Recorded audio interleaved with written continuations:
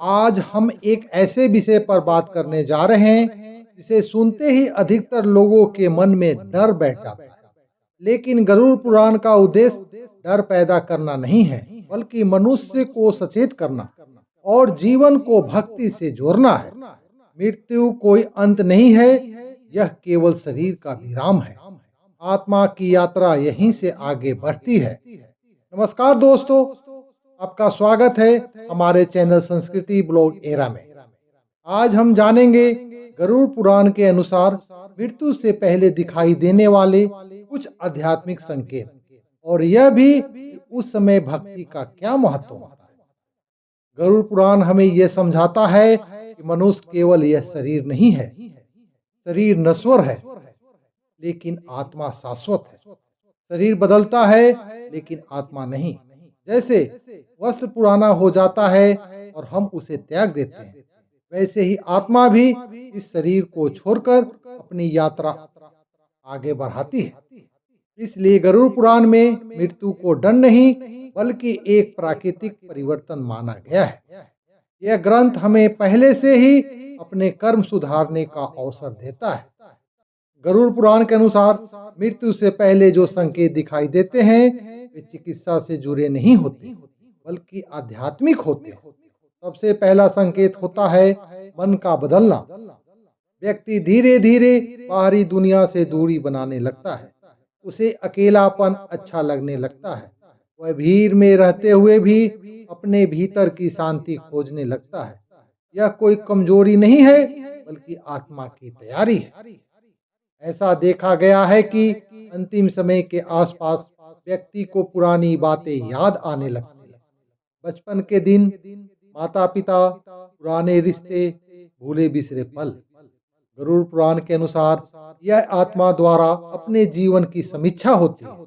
जैसे कोई यात्री यात्रा पूरी होने से पहले पीछे मुड़कर रास्ता देख ले। एक बहुत ही महत्वपूर्ण संकेत होता है भगवान की याद का बढ़ जाना। बिना किसी कारण नाम जप करने का मन होने लगता है। भजन कीर्तन या प्रभु की बातें सुनने की इच्छा बढ़ जाती है। गरुड़ पुराण कहता है कि जब आत्मा अपने मूल स्रोत को पहचानने लगती है तो उसे ईश्वर की ओर आकर्षण होता है। धीरे धीरे भोजन का स्वाद कम होने लगता है, बाहरी आकर्षण कम हो जाता है। धन, वस्तु, मान सम्मान जो कभी बहुत महत्वपूर्ण लगते थे, वे अब उतने आवश्यक नहीं लगते।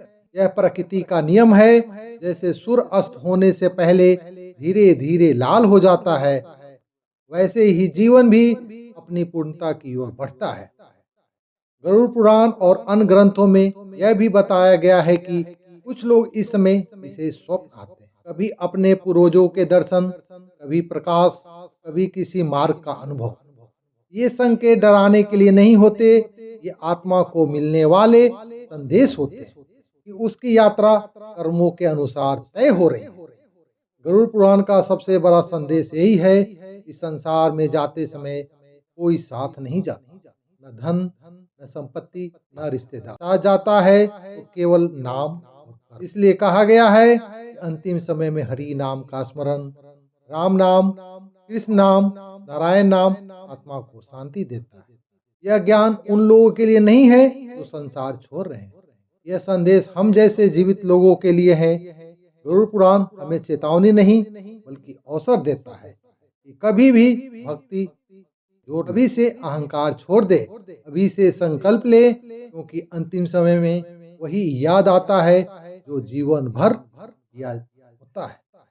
मृत्यु से डरने की आवश्यकता नहीं है यदि जीवन भक्ति से भरा हो।